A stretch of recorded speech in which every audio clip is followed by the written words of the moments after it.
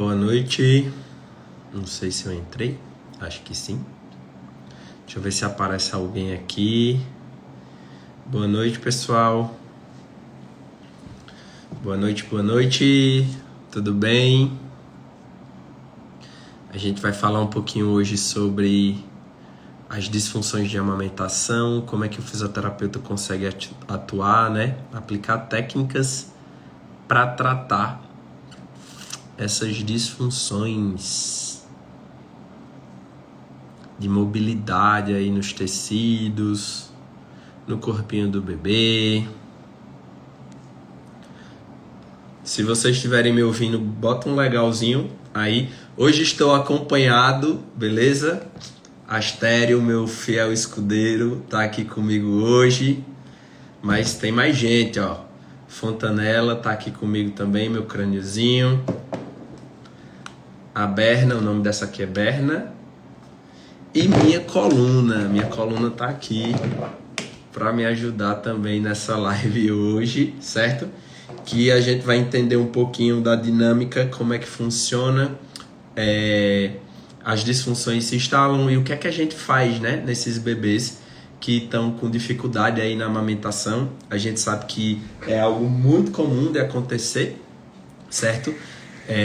Ao contrário do que pensam, amamentar não é intuitivo e nem é fácil, certo? Então é bem difícil a amamentação dar 100% certa de cara, sem precisar de ajuda de nada. Por isso que é um tema muito pertinente da gente conversar, tá? Deixa eu só fixar aqui o comentário para a galera saber do que é que a gente tá falando quando entrar. Disfunções na amamentação.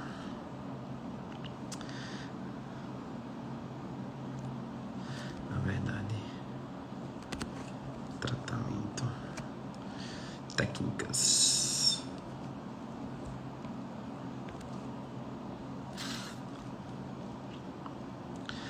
Pessoal, então simbora, bora começar, certo? Primeiro, para eu começar a falar, a gente precisa conceituar um pouquinho, certo? Algumas coisinhas para vocês, para a gente entender melhor sobre esse mundo aí desse tratamento e como a gente consegue ajudar esse tipo de paciente pediátrico nas disfunções pediátricas, tá? Primeiro, vamos entender o que é essa terapia manual pediátrica avançada, o que é que faz, qual é o nosso olhar, qual é o nosso intuito, o que é que a gente trata, como é que funciona o nosso raciocínio, certo? Então, para a gente entender um pouquinho, nós que trabalhamos com a terapia manual, com raciocínio, com esse diagnóstico terapêutico manual, a gente sempre tenta buscar a causa dos problemas, tá certo? Então, teoricamente, nós somos profissionais que trabalhamos com a falta de mobilidade de todos os tecidos, tá? Seja ele articular, visceral, muscular, neural, certo? Vascular, já comentei com vocês. Então, nós sempre trabalhamos com a hipomobilidade, a falta de movimento dessas estruturas, certo?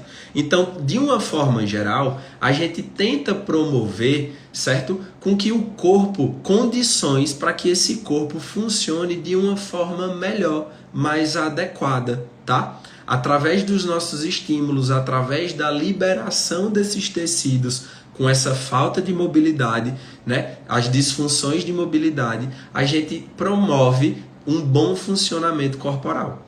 E dessa forma, esse corpo encontra a saúde, certo? Ele encontra a homeostase, beleza?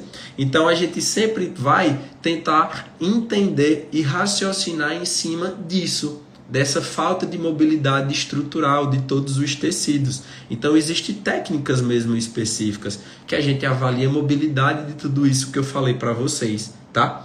E é importante, só para a gente entender como é que a gente trata essas disfunções de mobilidade dos tecidos, vamos primeiro conversar um pouquinho sobre como é que elas são instaladas, né?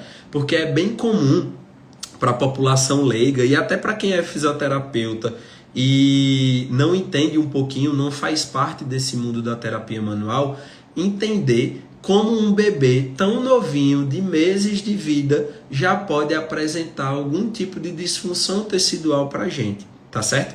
Então isso eu falo muito, converso muito com os pais, né, e converso muito com meus alunos, que essas disfunções, existem muitas coisas que estão aí no meio do percurso na vida desse bebê que podem influenciar nessa falta de mobilidade tecidual, né? E ela começa sempre pelo período gestacional, tá? Então toda a dinâmica da gravidez pode acontecer situações que pode prejudicar, né, na vida intrauterina desse bebê e ele a ser acometido aí por uma disfunção de mobilidade, tá certo? Então, por exemplo, dando exemplos aqui para ficar claro para vocês.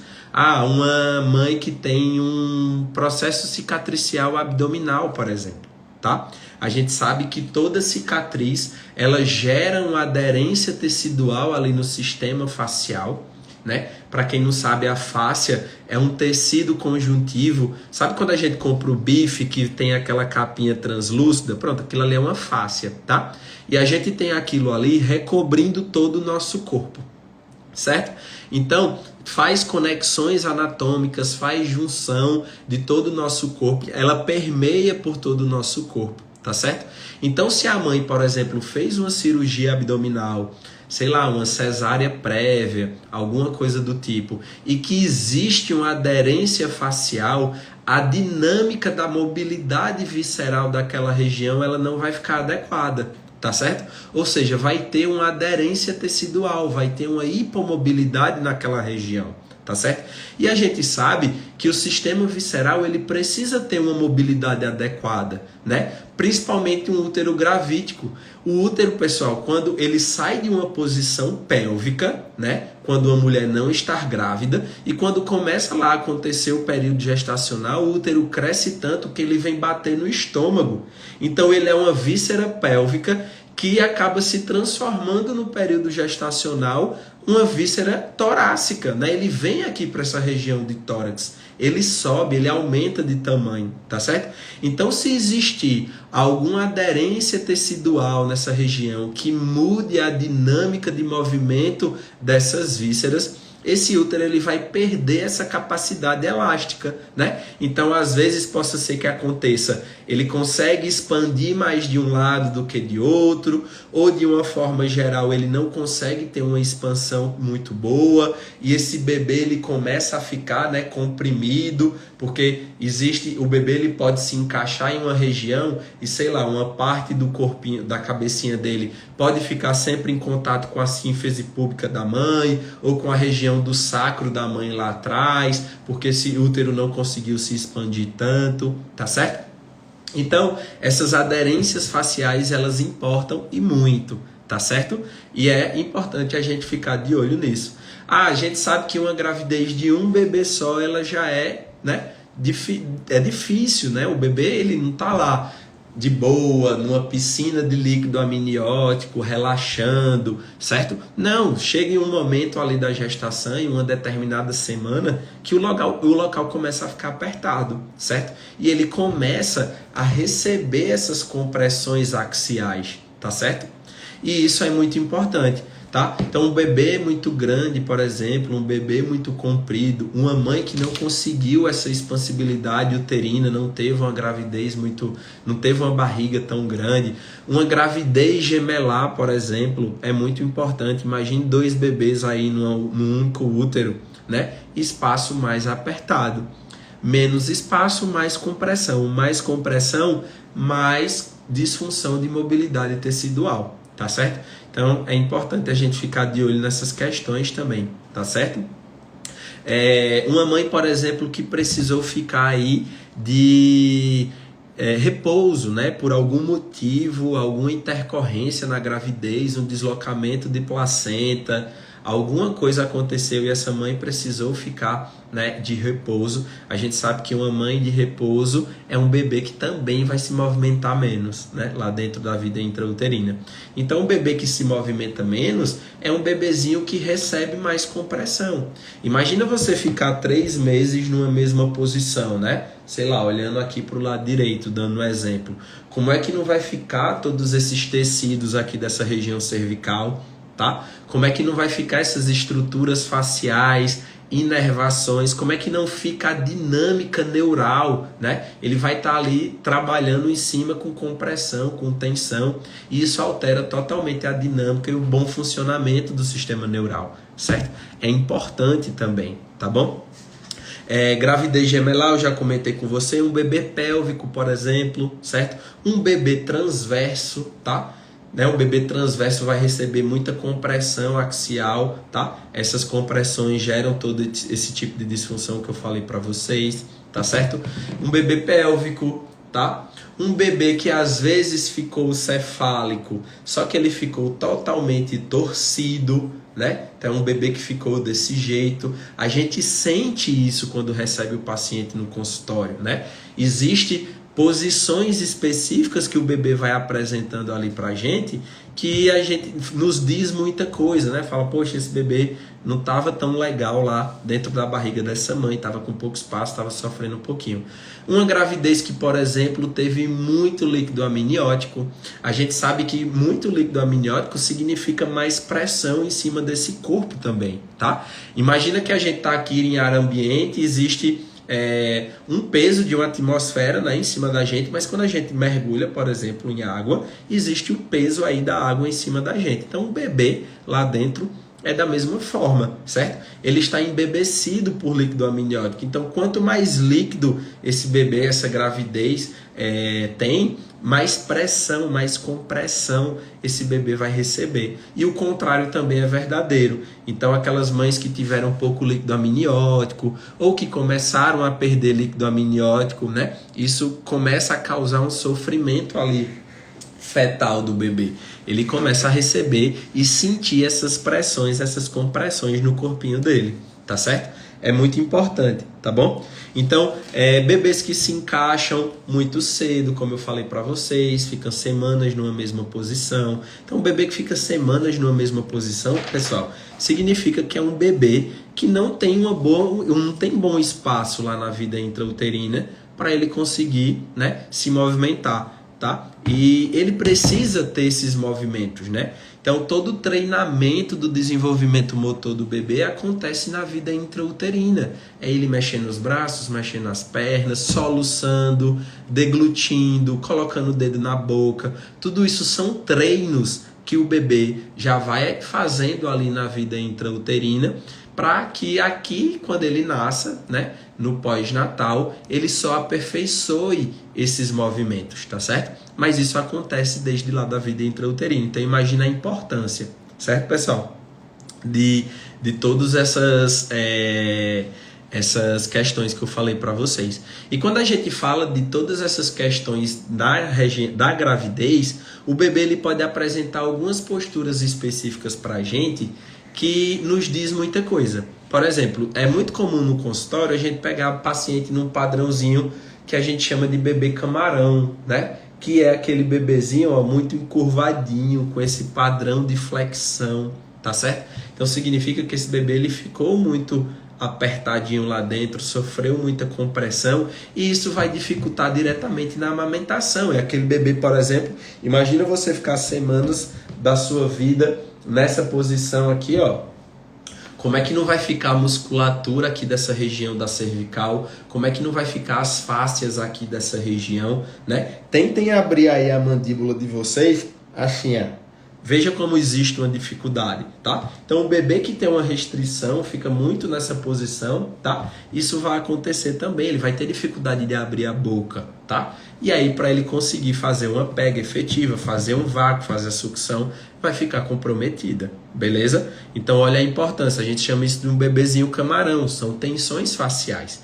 Existe também o que a gente chama de bebê escorpião, que é o contrário, é aquele bebezinho que fica muito nessa posiçãozinha em C, principalmente na hora de dormir. É bem comum no consultório os pais relatarem: ah, Ícaro, ele dorme numa posição desse jeito aqui, é até esquisito, parece que ele vai quebrar o pescoço, tá? Pode estar relacionado ao refluxo? Pode, né? Às vezes o bebê voltou um pouquinho de leite ali, queimou um pouquinho esse esôfago, uma estratégia do corpo é ele fazer essa hiperextensão cervical para ver se estica esse esôfago e esse leite desça lá, queime menos, ele fique menos desconfortável, tá certo? Mas pode ser tensões faciais também.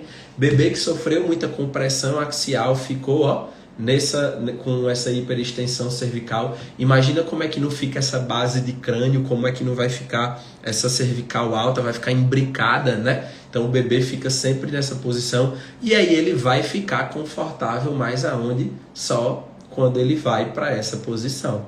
Aí a gente tira ele dessa posição, começa a chorar. Coloca de novo, aí ele acalma, né? Porque ali é uma posição de conforto para ele, porque existem essas tensões nesse corpinho.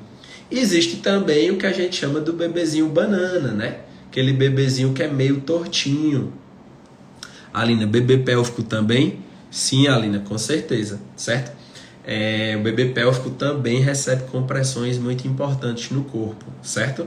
Se o bebê ficou pélvico é porque provavelmente o lugar estava lá meio apertado para ele também, ele não tinha tanto espaço para se movimentar, certo? Então o bebezinho banana, né, nos diz muita coisa também, certo? Está muito relacionado com bebês de torcicolo, é uma posição de torcicolo. Então o bebê entra lá no consultório, a gente bate o olho, vê que esse bebê já no colo já está todo tortinho, certo? Ou lá no bebê conforto você vê que ele já chega assim, tá? A mãe postou uma foto no Instagram, ele tá desse jeito, tá no colo, tá desse jeito, certo? Então isso já nos diz muita coisa, está muito relacionado com torcicolo congênito, às vezes pode estar associado com frênulo curto, não estou dizendo que tem relação, mas às vezes está relacionado e o lado da curvaturazinha geralmente é o lado que é mais fibroso, o tecido lá do frênulo, certo?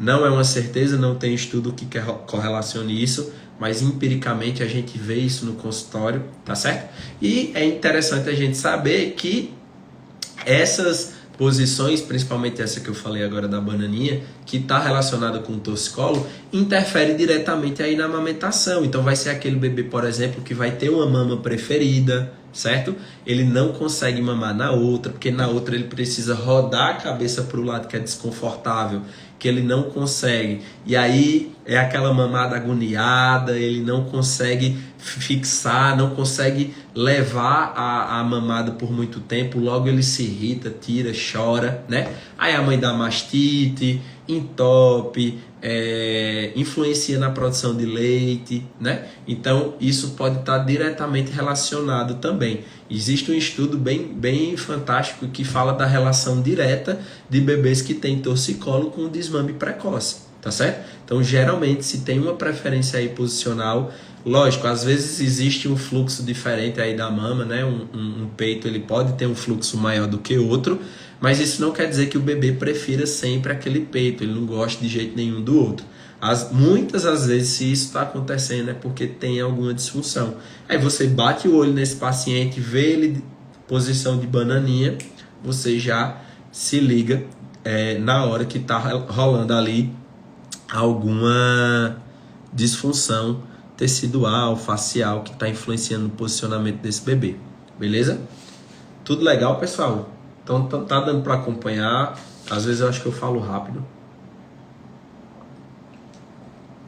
Se eu estiver falando muito rápido, vocês falam comigo.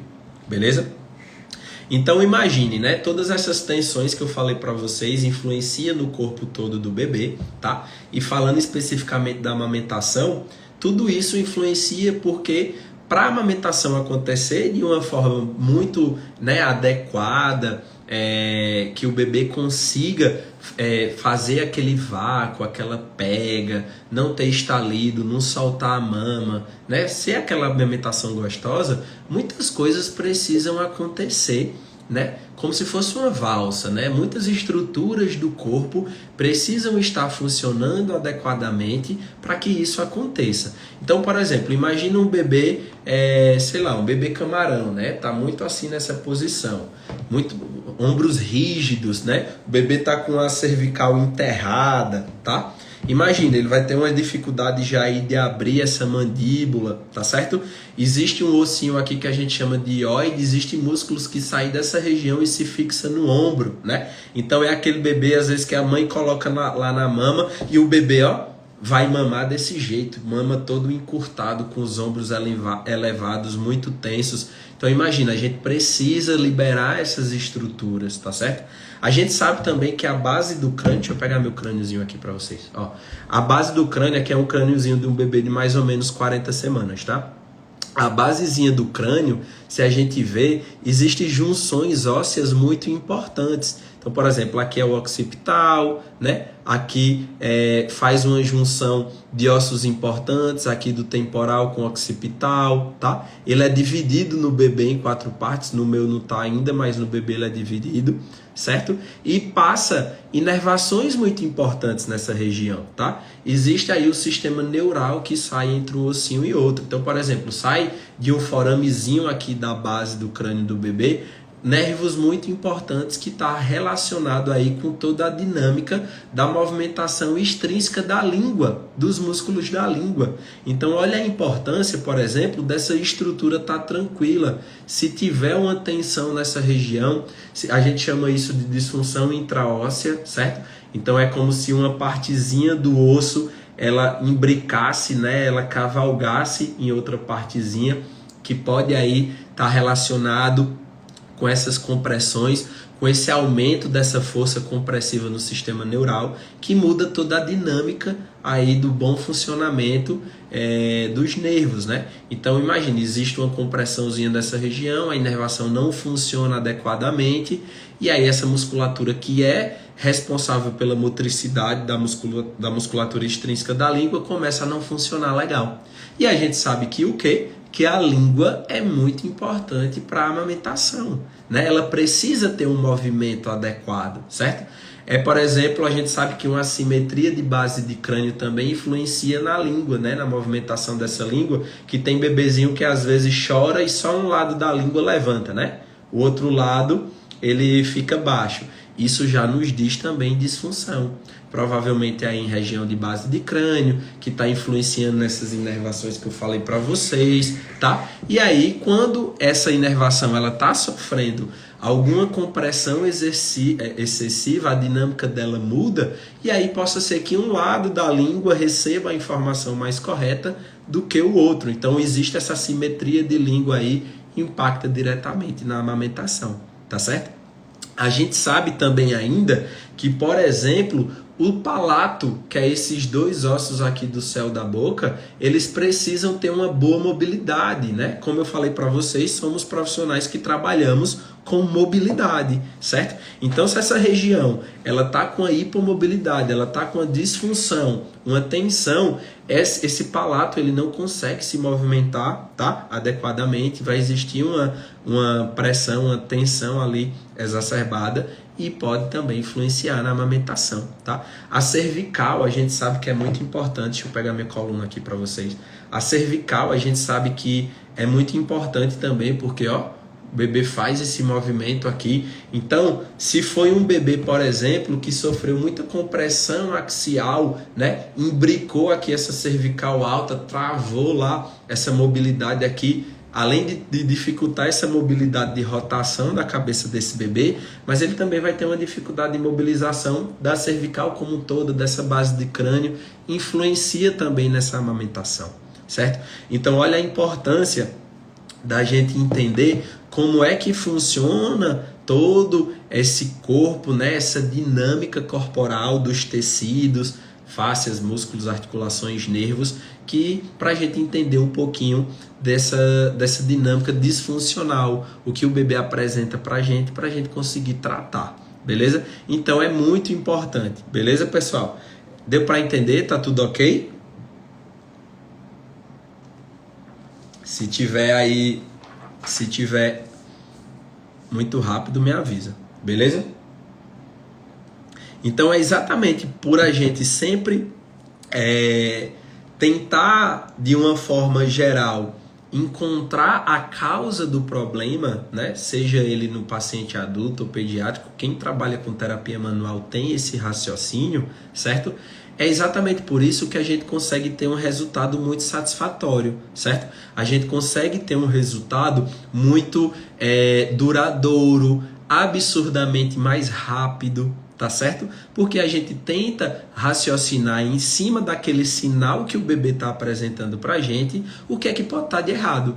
Pô, o bebê está apresentando essa postura, pô, o bebê está apresentando isso, tá estalando, a língua não sobe, a língua tá assimétrica, ele tem esse queixinho muito para dentro. A gente sabe que todo bebê tem um retrognatismo fisiológico, mas né, a gente consegue identificar quando tá demais. Pô, será que não tem uma retração aqui que pode estar influenciando? Então, visualmente, só em a gente olhar ali aquele bebezinho, a gente já consegue ter uma ideia de qual tipo de estrutura está disfuncional e que pode estar impactando diretamente ali. O nosso tema aqui hoje é a amamentação, né? Na amamentação. Então a gente já consegue ter esse raciocínio e trabalhar em cima daquela estrutura. Então, resolver a causa do problema. Por isso que os resultados eles são muito rápidos, satisfatórios, certo? E é engraçado quando a gente fala disso, porque eu vejo muito no consultório, principalmente as pessoas assim mais velhas, falando, mas isso aí é besteira, meu Deus, já levei em fulano de tal, agora vai levar, sei lá, num fonoaudiólogo, num fisioterapeuta, mamãe é fácil, é só colocar no peito, é intuitivo, a gente ouve muito isso, né? Mas a gente sabe que o trabalho multidisciplinar ele é muito importante, tá certo? Cada profissional tem um papel significativo ali na vida daquele paciente, todos raciocinando de uma forma, né, com seu conhecimento, mas que juntos vão fazer com que esse bebê melhore mais rápido, esse paciente melhore mais rápido. Então só quem ganha aí é o paciente, tá? Então eu escuto muito isso, principalmente de pais, é engraçado. Infelizmente isso acontece ainda no consultório. A gente vive num mundo muito machista, né? De pais, né? Aí a mãe relata assim de uma forma mais sucinta, tentando disfarçar, porque meu marido falou que é besteira, quase não traz, quase não quis trazer meu filho aqui, enfim, porque acha que eu tô sendo muito dramática, que não tem nada de errado, sabe? É bem comum a gente vivenciar isso no consultório, tá certo? Por isso que eu tô comentando com vocês isso, porque faz parte do nosso dia a dia do trabalho e vocês vão lidar com essas situações. É engraçado isso porque vai acontecer demais no seu consultório. Mas aí vocês vêm, começa a trabalhar, o paciente melhora. E aí essa dinâmica muda e você vai conseguindo fazer seu nome no mercado. A Alina perguntou, instala após a mamada. Pode falar um pouco mais? Beleza, eu falo sim, Alina. No finalzinho eu comento, beleza? Eu vou dar sequência aqui ao nossa live e aí no final eu comento com vocês, beleza? Tudo certo? Então, pessoal, é importante a gente ter essa noção, tá certo? Que existe esse tipo de pessoa que fala de esposo, de marido, de companheiro, companheira, enfim, que acha que isso é besteira, que é balela, né? Porque antigamente não se falava muito nisso, mas a gente sabe que a amamentação ela não é fácil, tá certo? Ela não é intuitiva, ela não é fácil, como muita gente fala. É muito difícil a amamentação dar 100% certo, sem problema nenhum, sem nenhum percalço durante o período aí, né, de amamentação. Isso é muito difícil acontecer, tá certo? Então a gente precisa, como profissional da saúde, entender a importância, né, de todos os profissionais e suas especialidades, encaminhar para o profissional mais adequado quando foge da sua alçada e saber até conversar com essas famílias, tá? Então é importante esse mundo, a gente entender um pouquinho desse mundo, porque essas disfunções elas existem, essa demanda é real e ela é grande, tá bom? Então existe muito problema de amamentação. Imagine aí você conseguindo ter essa visão holística, como você não consegue ajudar muitas famílias, né? Porque quando a gente trabalha com o bebê e melhora ali a vida daquela dupla, né? A mãe e o bebezinho, acaba que a família como um todo acaba ganhando, né? Você ajuda a família como um todo, certo? Então imagina, então é um mercado, cada vez mais as consultoras elas estão precisando dessa ajuda, tá certo? Elas estão precisando de profissionais que tenham essa visão, tá certo? Porque quando a gente fala de amamentação, vem logo em cabeça a consultoria de amamentação, né? Então elas estão cada vez mais se atualizando, elas estão cada vez mais procurando profissionais para encaminhar esses bebês, porque elas já conseguem identificar esses tipos de disfunção que a gente vem conversando aqui, tá certo? Então é muito importante, eu acho que é um papel muito legal a gente conseguir ajudar esse nicho, conseguir ajudar essas famílias, e é uma área que é escassa, né? Eu acho que muita gente tem um pouquinho de preconceito, de receio de trabalhar com pediatria de uma forma geral, quando se fala de terapia manual principalmente, né? Mas eu acho que é um nicho muito bom da gente trabalhar, né? Tem muito mercado, tem muita gente que precisa da nossa ajuda, tá certo? É muito importante. Falando nessa questão de consultora, eu recebo muita coisa, muita mensagem aqui no meu direct, por exemplo, de mães falando: ah, Ícaro, tive meu filho, tô desesperada, ele não tá, só gosta de um peito, ou não mama direito, é aquela amamentação complicada, e chora, e se esperneia, e fica se jogando para trás. Eu vou em você ou vou numa consultora? Qual é o profissional melhor, tá? A gente precisa entender, pessoal, que na saúde não existe profissional melhor ou pior, certo? Existe o que o bebê, o que o paciente naquele momento está precisando, tá certo? Ah, o bebê foi para mim, mas na minha avaliação eu percebo que ele tem um freio curto, essa língua não sobe, essa língua não vai para frente. O que é que adianta eu ficar só lá manipulando, liberando esses tecidos? Vai ajudar demais, tá? Muito, mas só o meu trabalho sozinho, isso não vai para frente. Muitas vezes esse bebê vai precisar da frenectomia, tá bom? Então aí o odontopediatra já tem que entrar em ação, beleza? Então entende que precisa sempre de uma avaliação, não existe isso pior ou melhor, tá? Existe qual é a real necessidade daquele paciente naquele momento, tá certo? As consultoras, essa questão de posicionamento, né? De saber questão de fluxo, se a mãe tá com muito leite ou não tá, enfim, elas têm um conhecimento fantástico em relação a isso, certo? Então não existe você escolher um profissional e excluir outro, tá certo? Existe essa conversa, né? Às vezes essa relação multidisciplinar, ela é mais benéfica, ela vai ser mais... o seu filho vai ter o nosso paciente, o seu filho vai ter uma evolução maior quando esses profissionais conversam e trabalham juntos, né? A gente sabe que é meio difícil ter essa dinâmica de apresentar mais uma terapia para essa família, mas quando acontece é muito gostoso de trabalhar, é bem legal, sabe? Seu trabalho flui muito melhor.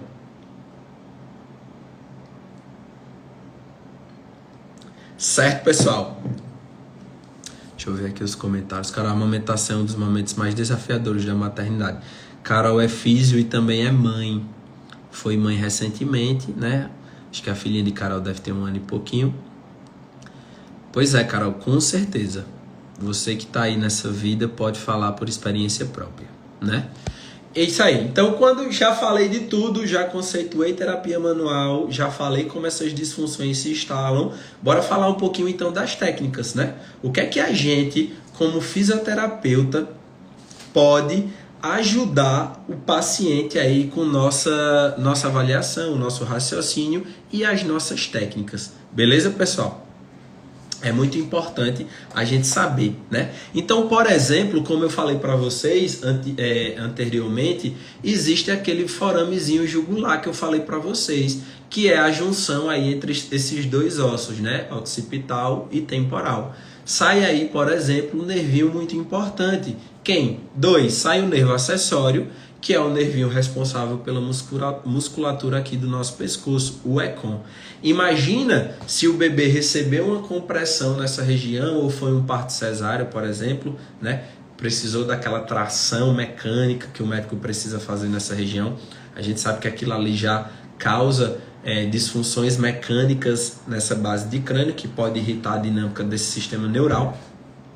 Imagina que existe essa tensão, esse nervinho está recebendo uma sobrecarga, né, em cima dele, então ele começa a não funcionar de uma forma não adequada, ou ele começa a mandar estímulo demais para a região que ele inerva, nesse caso a musculatura, o ECOM. Esse bebê vai apresentar o quê? Um torcicolo congênito, certo? Então, é aquele bebê que a gente conversou, vai preferir uma mama, vai evitar olhar para o outro lado, certo? A gente sabe que a mobilidade cervical, a ADM da articulação cervical do bebê, ela é muito maior do que a nossa, né? Então, o ideal é que o bebê consiga tocar o queixo no ombro dos dois lados, ou que ele consiga tocar a bochecha lá no berço, enfim, na superfície plana, que ele esteja em cima, deitado, tá certo? Então, o bebê é para conseguir isso, porque muitas vezes acontece de ir no consultório falar, não, o bebê tem uma preferência? Não, ele olha para os dois lados, você vai fazer o teste, ele toca o queixinho e a bochecha de um lado, do outro ele olha mais volta, né? Então isso influencia nessa impactação. Então é ideal a gente liberar esse forame jugular para tirar essa pressãozinha aí desse nervinho, né? Então a gente, trabalha a abertura desse forame, libera aí região occipital, região temporal, tá certo? Libera a inervação do hipoglosso, que eu falei para vocês, que é o nervinho responsável pela musculatura da língua, né? Motricidade da língua é importante, tá certo? A gente precisa trabalhar a BCO, que a gente chama, que é a base crânio-occipital, né? Porque também sai todas essas inervações que eu falei para vocês, mas precisa ter uma certa mobilidade nessa região para a dinâmica lá da amamentação acontecer, tá certo? Cervical de uma forma geral, cervical baixa, né? Para ter uma boa mobilidade, não sentir tensão nenhuma nessa região. Então a gente precisa liberar essa cervical, liberar a mandíbula, tá certo? Para o bebê conseguir abrir essa boca, musculatura embaixo da mandíbula, ióide, certo? Lembra que eu falei para vocês que do ióide saem musculaturas também que vêm para o ombro? Então, a gente já libera ióide, já libera clavículas para dar mobilidade para essa região, tá certo? E o bebê conseguir ter, né, essa mobilidade cervical restaurada, conseguir abrir essa mandíbula é muito importante, tá certo?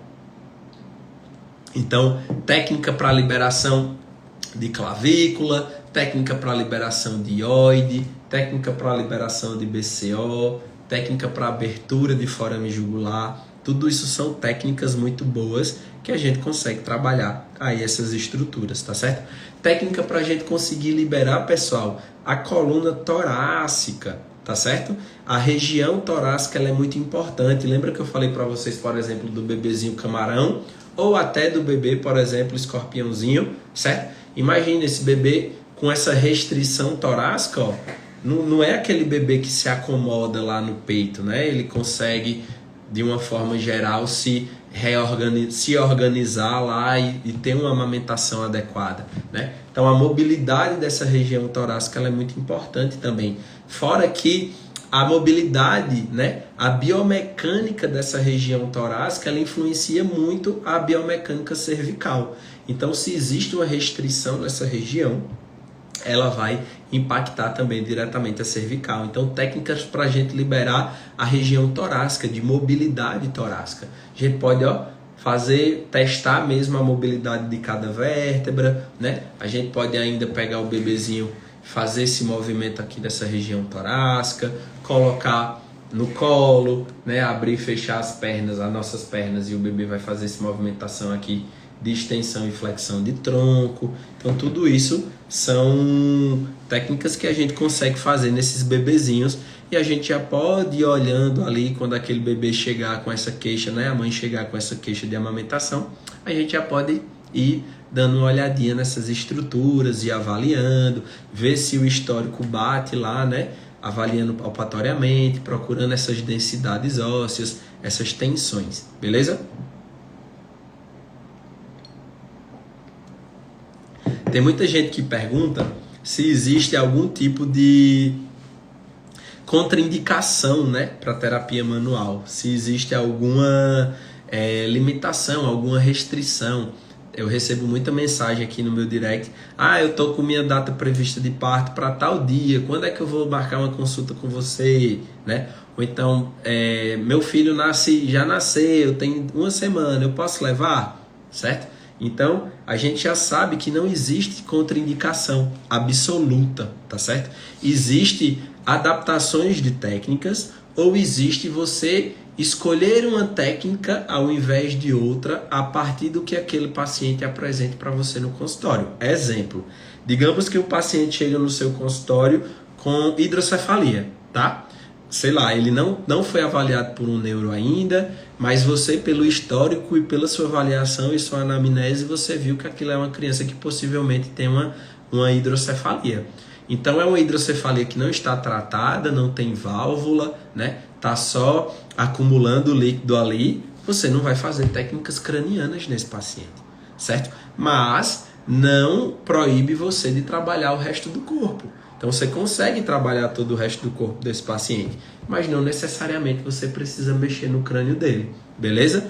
Ou seja, é você ser, não é intuitivo, mas é você ter o feeling e saber o que é mais pertinente você fazer naquele momento, tá certo? Por exemplo, adaptações de técnicas. A gente sabe que uma BCO, liberar a base do crânio de um adulto, ela é diferente da gente liberar a base do crânio de um bebezinho, tá? É a técnica adaptada para o bebê, certo? Então, não existe essa questão que a gente vê que a gente vê de proibir, né? Assim, existe uma contraindicação absoluta? Não, dentro da terapia manual existem essas adaptações, certo? É engraçado, essa semana aconteceu um caso bem interessante. Foi ontem, inclusive, foi. Não sei nem se a mãe tá aqui comigo. Mas o bebê, ela levou o bebezinho para mim, porque ele apresentava não tinha um controle cervical legal. E só que no domingo ele caiu do sofá, bateu a cabeça. E aí o bebê, ele tava com um edema enorme aqui na região parietal esquerda. Na região parietal esquerda tava um edema gigante assim, que quando ele entrou, quando eu fui receber ele na recepção, eu achei que ele tinha uma assimetria mesmo de crânio, uma plasticefalia, alguma coisa, porque estava muito assimétrico, dava uma sensação de que o crânio dele era assimétrico por conta do edema, sabe?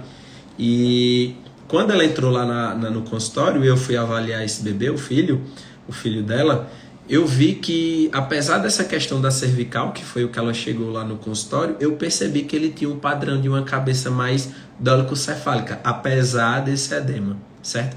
Então eu tratei, mexi em todo o corpo, mas naquele momento ali eu não fiz muita coisa no crânio, porque foi um trauma, ele caiu domingo, ela tinha me informado que no hospital eles só pediram para observar a clínica, se ele ia mudar alguma coisa, né? Não fizeram exame, nada. Então, sei lá, se teve uma fratura de osso aí, né? A gente sabe que pode fraturar sim, ou alguma coisa a mais. Então, se eu mexer, né? Possa ser que, foi ele que mexeu, deu alguma coisa, certo? Então, tá vendo que existe bom senso, né? Não existe aí contraindicação. Então, vocês precisam ter esse bom senso quando a gente fala nos atendimentos. Deixa eu ver aqui, tô com um roteirozinho para não esquecer nada de falar com vocês, certo? Existe também, pessoal, um tabu muito grande quando a gente fala de atendimento pediátrico, de falar, não tenho paciência, o menino não para quieto, eu não consigo fazer as técnicas, eu queria fazer tudo e o menino não deixa eu fazer nada, eu só consegui fazer uma técnica nele. Existe um conceito muito bom aí de quem trabalha com terapia manual, da osteopatia, enfim, que é o bebê que guia o nosso tratamento, certo? Então, se o bebê, você identificou disfunções teciduais de falta de mobilidade ali no corpinho daquele bebê, né? Você já gravou ali, viu que tem essas diversas disfunções, mas na hora do tratamento, sei lá, você conseguiu fazer uma, duas, e o bebê não deixa mais você tocar, se irrita, começa a chorar. E aí, significa que não vai ter resultado? Não, pelo contrário. Na verdade, é o bebê lhe dizendo ali, epa rapaz, cheguei no meu limite, acabou, por hoje é só, tá? Então, vocês precisam conversar com o bebê, com o paciente pediátrico, tá? Existe sim uma conversa, só que é de outra forma. Ele não fala ainda, mas ele consegue sim se comunicar com a gente, né? Pô, se eu tratei esse bebê, mexi, fiz um monte de técnica, mas eu achei uma disfunção em cervical alta, tô lá tentando mexer, quando eu chego ele não suporta, ele chora muito, ele não deixa, tá? Por que eu vou forçar? né? É ele dizendo ali, olha, aqui não, hoje não, tá? Então a gente precisa respeitar isso do bebê.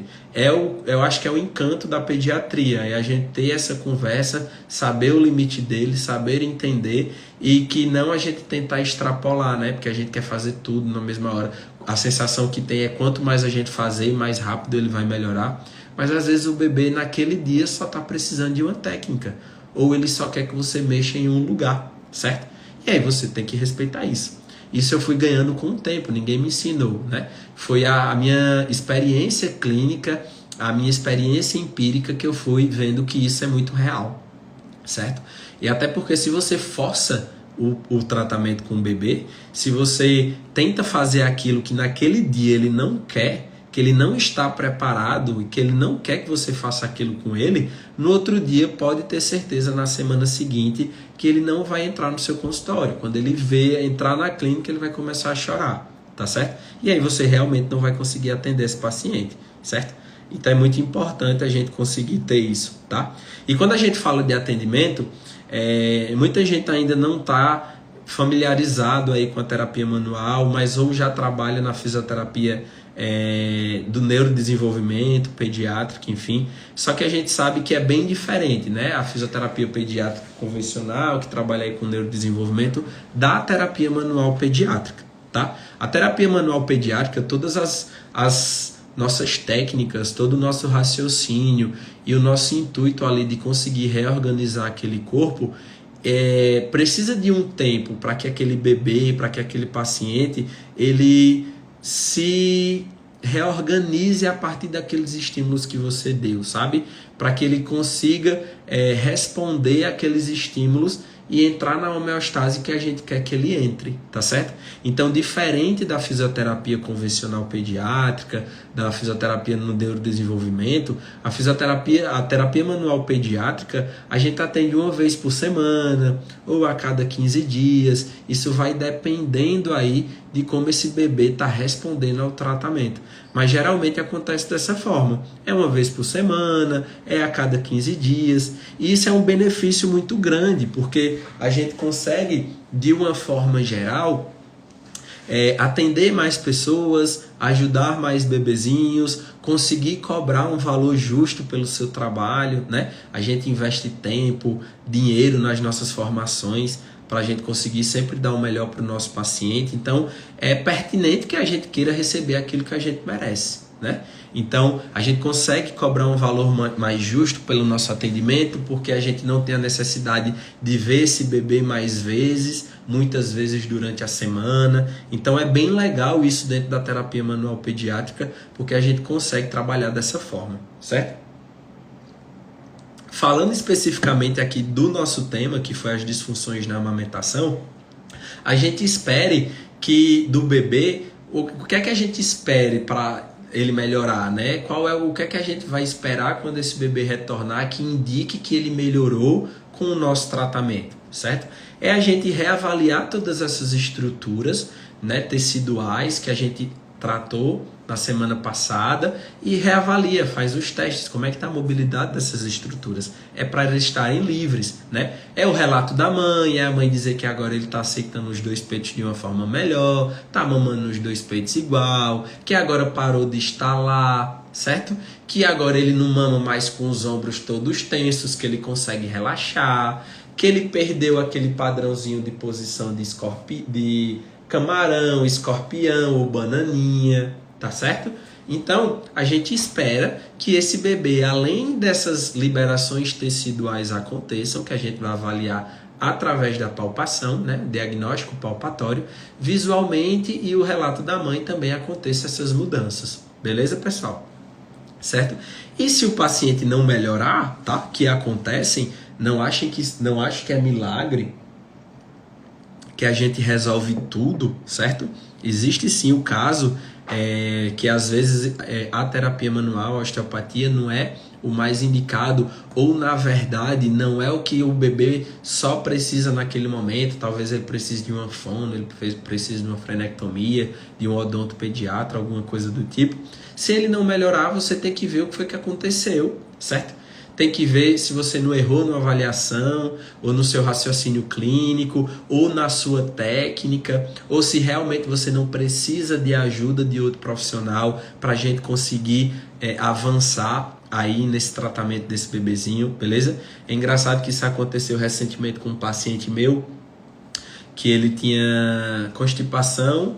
A mãe chegava com esse relato de constipação, passava até 12 dias sem fazer cocô, tinha uma preferência posicional, um problema na amamentação, enfim, várias coisinhas. E aí eu comecei a tratar ele, melhorou muito bem dessa questão dessa preferência posicional, mas como ele tinha um torcicolo muito acentuado, ele não aceitava muito o tummy time. Então, apesar dessa preferência posicional, ele também não tinha um controle cervical legal, que nos dizia o quê? Que foi um bebê que não vivenciou muito bem o chão, né? Ele não experimentou muito o tummy time. O que ele fez o quê? Não fortaleceu essa musculatura cervical, musculatura das costas, certo? E aí impacta diretamente nesse controle, tá? Então eu liberei, ele tinha uma preferência posicional, eu liberei essas disfunções teciduais, mas eu falei, mãe, a fisioterapia aqui motora ela é imprescindível. Encaminhei para um fisioterapeuta pediátrico que trabalha nesse ramo, que não é o meu caso, né? Trabalho com outra área, minha especialidade é osteopatia, terapia manual. Então, eu encaminhei esse paciente. Esse mesmo paciente passava 12 dias sem fazer cocô, tá? A gente sabe que a dinâmica aí da coluna lombar, por exemplo, que é de onde sai aí o nosso sistema somático, né? A gente tem a questão autonômica e a questão somática. Então, disfunções nessa região podem influenciar como esse bebê vai fazer cocô ou não. Então, eu tratei, só que não mudou muita coisa, certo? Ele continuava sem fazer cocô por muitos dias. E aí eu encaminhei para uma gastropediatra, certo? E aí a gastro lá nas investigações viu que a mãe tinha um APLV. Então a mãe já teve que mudar a dieta. Ela passou um probiótico manipulado, umas enzimas digestivas. E de 12 dias ele foi para 4, né? Então ele passava 12 dias para fazer cocô, começou a fazer cocô a cada 4 dias, certo? Entende? Então significa que eu que errei no tratamento? Foi eu que fiz alguma coisa errada? Não, é porque naquele momento esse paciente precisava de ajuda de outro profissional, certo? Então é muito comum isso acontecer, não se frustrem, tá? Dividam esse cargo, esse peso, porque vocês não resolvem tudo sozinhos, beleza?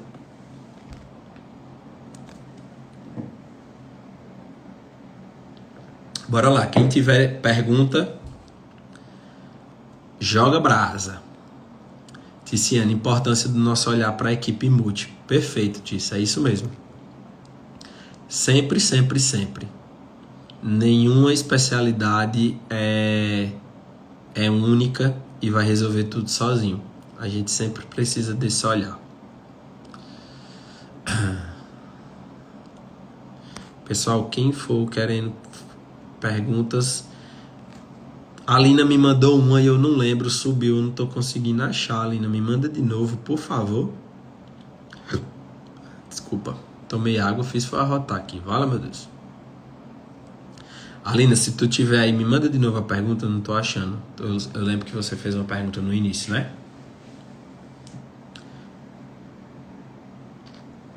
Quem tiver pergunta, pessoal, manda brasa. Tice, não esqueça que esse fim de semana a gente tem TEMAP, viu? Encontro do TEMAP. O estalo após a mamada, certo. Você fala pós-mamada, ele já parou de mamar e está estalando, é isso? Ou é no ato mesmo de sucção que ele estala? Me explica aí um pouquinho. Porque se for o estalo pós-mamada, né? Tá, o bebê, sei lá, faz isso, talvez é só um restinho de leite mesmo que esteja ali na boca e ele tá terminando de deglutir, tá certo? Isso é normal, tá? Mas se for um estalido na mamada, durante o ato, certo? Isso aí é uma vedação. O bebê não tá conseguindo fazer a vedação adequada e aí tá entrando ar, né? Ele solta, essa língua não consegue vedar, certo? Não consegue subir e vedar lá no céu da boca, no palato. E aí tá acontecendo essa soltura, acontece esse estalo, esse azinho entra, beleza? Mas se for só o pós-mamada, acabou de mamar, já não tá mais no peito, talvez seja só esse restinho de deglutição que tá acontecendo. Lembradíssimo, não perco por nada. Bora lá, vamos jogar duro. 2023 vai ser seu ano, já falei isso pra você, né?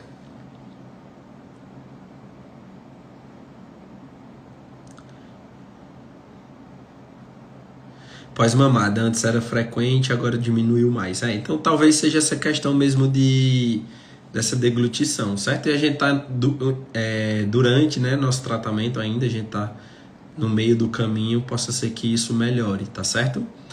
Vai me dando notícia, lembra de comentar comigo isso no consultório, tá? Alguém tem mais alguma dúvida, pessoal?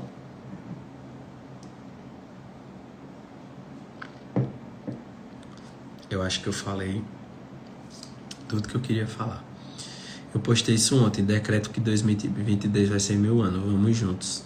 Isso aí, gostei, top, perfeito. 2023 vem grandão que a gente tá preparado, beleza? Posso fugir do tema? Tem algo mais geral sobre osteopatia visceral? Pode falar, pergunta, se eu souber responder, certo? Tem muita coisa de osteopatia visceral, o que é que tu quer conversar? Pergunta aí.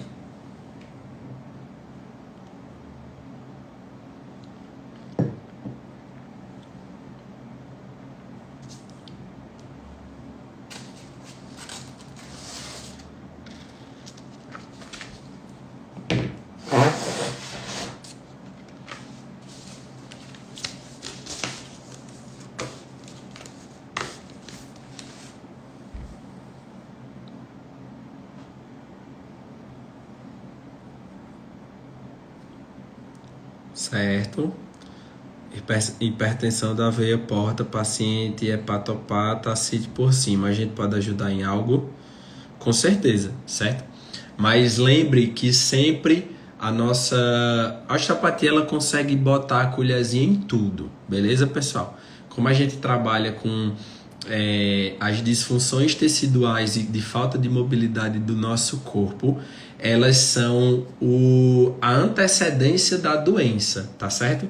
Então, quando qualquer órgão, qualquer articulação, ela vem apresentar a patologia mesmo, a patologia médica, sei lá, pedra nos rins, né? Problema no fígado, tendinite do supraespinhoso. Foi porque o corpo se adaptou tanto a essas lesões de movimento, a essas disfunções de movimento, de micromovimento dos tecidos, que aí a doença, a patologia, ela começa a aparecer. O grande legal da terapia manual, da osteopatia, é a gente conseguir atuar antes do problema se tornar propriamente uma doença, certo? Então tem sim como a gente ajudar esse paciente, tá certo?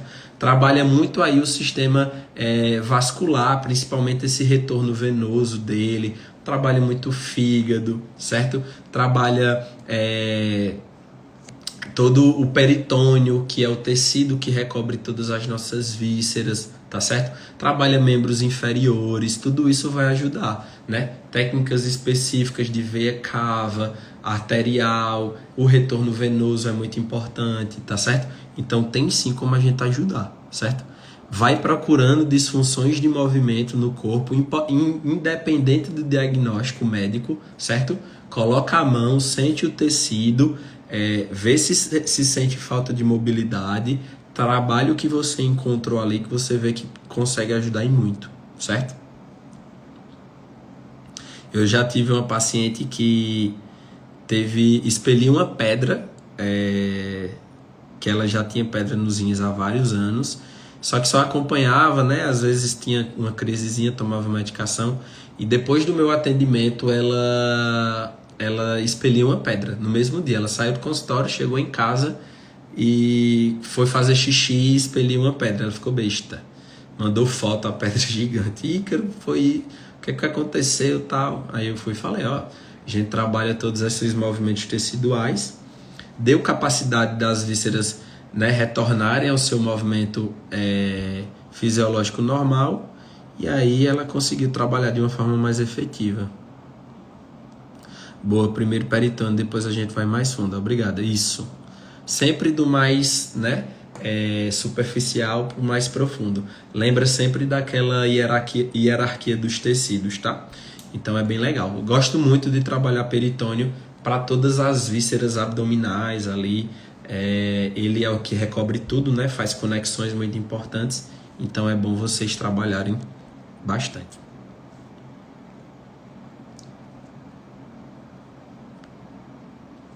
Alguém mais tem alguma pergunta? Eu ainda vou treinar hoje, galera. Se eu não tiver focado, meu nome não sei o que é isso. Ícaro, você avalia o frênulo quando atende o paciente? Tice, veja só. Avalio, certo? Nós não somos os profissionais que de fato é para fazer essa avaliação, certo? Mas como a gente trabalha com esse público pediátrico e como isso chega para a gente no consultório e pode estar interferindo no que a gente faz, eu avalio sim, tá? Confesso que não era algo que eu sabia muito, então é recente que eu venho estudando, certo? Peguei o protocolo lá certinho que hoje a gente tem para identificar os tipos de frênulo e tal, e hoje eu dou uma olhadinha, né? Não sou esse expert todo que, né, a gente sabe que tem que ter um olhar bastante treinado para diagnosticar, mas eu vejo lá se foge um pouco do padrão, se é mais ou menos o que eu estou estudando, se eu vejo que está parecido com tal estrutura, com tal disfunção, eu encaminho sempre para odonto. Eu tenho umas odontos pediatras que trabalham em parceria comigo, assim, a gente é muito próximo e eu sempre encaminho para ela. Se eu tiver com dúvida ou estiver achando que ali está impactando naquela disfunção, naquele sinal que o bebê está apresentando, eu sempre mando uma mensagem no WhatsApp. Te mandei um paciente, não tenho certeza, não sei se é isso mesmo, avalia aí e me dá um retorno. Elas sempre avaliam, dá um retornozinho, tá? Mas sim, é bom a gente ter um pouquinho de conhecimento de frênulo, porque vai chegar no nosso consultório e a gente precisa, né? Às vezes os profissionais comem bola, né? Pediatra no hospital, enfim, todo mundo que tem contato ali com aquele paciente, muita coisa, né, para avaliar. Às vezes isso passa batido, não é visto e é aquilo ali a pedra no sapato que precisa ser resolvida, tá?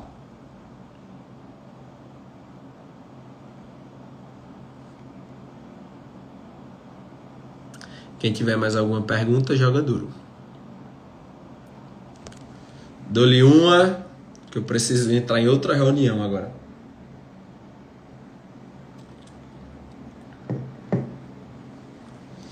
Isabela, minha filha tinha uma tensão neuromeninge associada à língua curta. Só vivia com cabeça em extensão e muitos engasgos. A língua era duvidosa.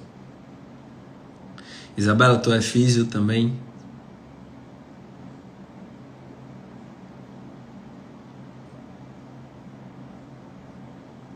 Falar neuromeninge aí, a pessoa tem que ter um conhecimento mais aprofundado.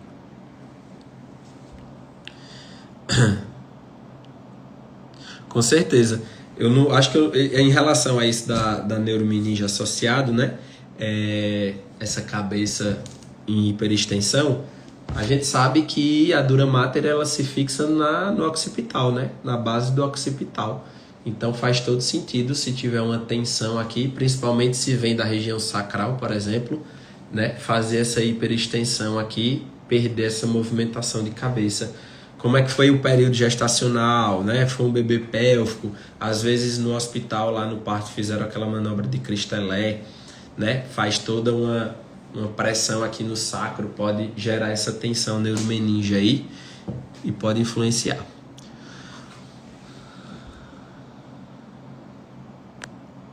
Com físio melhorou a cabeça e os engasgos, não melhorou depois da frenectomia. Com a físio melhorou a cabeça e o engasgo não melhorou depois da frenectomia. Sou fisio-osteopata e consultor de amamentação. Eita, show de bola. Perfeito, Isa. Tô fazendo a formação em pediatria. Aí, ó, tá vendo? Teve meningite com 17 dias de vida, tá? Quem não sabe, meningite gera muita tensão, tá? No sistema, na dura mater. Inclusive, eu tive uma paciente adulta que tinha enxaquecas crônicas de repetição, ela só vivia com dor de cabeça. Ela não sabia, na verdade, o que era não ter dor de cabeça. Vivia com remédio e tal. E aí, na minha avaliação, eu descobri que ela teve meningite quando ela era jovem, bebezinha. E aí eu trabalhei toda essa questão de neuromeninge, o sistema crânio-sacral dela. E assim, zero dor de cabeça. Melhorou muito. É impressionante.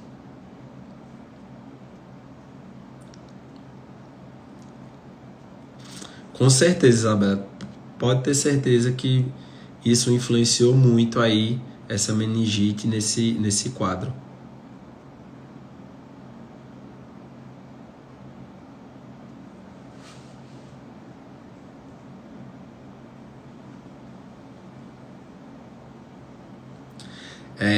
Evoluiu com a simetria e tudo que tem direito. Eu estava conversando isso hoje com uma paciente minha, foi até a última agora do dia, que ela perguntou se eu já tinha filho. Eu falei que não.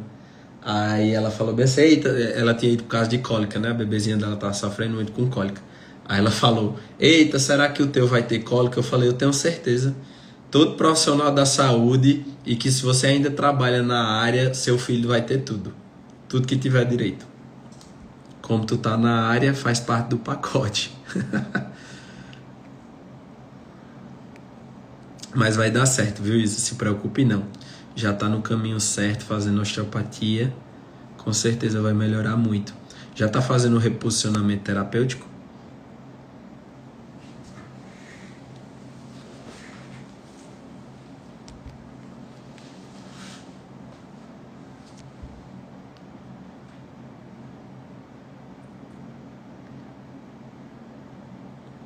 Karine aí falando, a santa de casa vai ter que fazer milagre.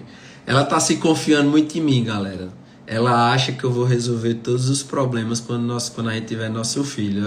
Ela vai cair do cavalo, porque é aquela coisa, né? Santo de casa realmente não faz milagre. Eu tenho é engraçado, eu tenho um pai de um amigo meu que ele é dentista. E aí ele tem 3 filhos. O terceiro filho eles tiveram bem mais velho. Aí sabe quando você tem filho velho que você fica meio abestalhado, né? Pronto, foi o caso dele. Aí ele é dentista, o filho dele tava com o dente molinho pra tirar, ele não tem coragem de arrancar o dente do filho, acredita? Como é que pode um negócio desse? Aí eu já falei a Karine que quando for pra gente fazer atendimento aí tem que viajar pra algum amigo meu atender, porque não tem ninguém que atenda. Vamos ter que ir pra Salvador, que é o lugar mais próximo, que tem pessoas aí que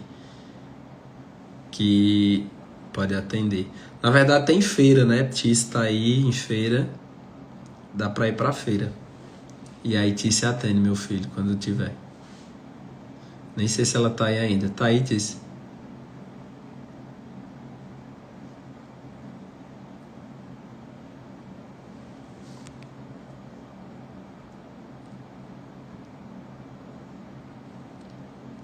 Pessoal, então é isso. Eu já me vou. Já vai dar 9 horas. A gente já passou muito aí do tempo, beleza? Quem tiver alguma sugestão de algum tema, quem quiser me tirar alguma dúvida, falar comigo, pode me mandar um direct. Vocês sabem que eu adoro conversar com vocês, tá certo? E qualquer dúvida eu estou à disposição. Um forte abraço aí para todo mundo. E segunda-feira tem live, tá bom? Lembrando que toda semana, segundas e quintas, a gente tem live. Valeu, tchau, tchau, abraço.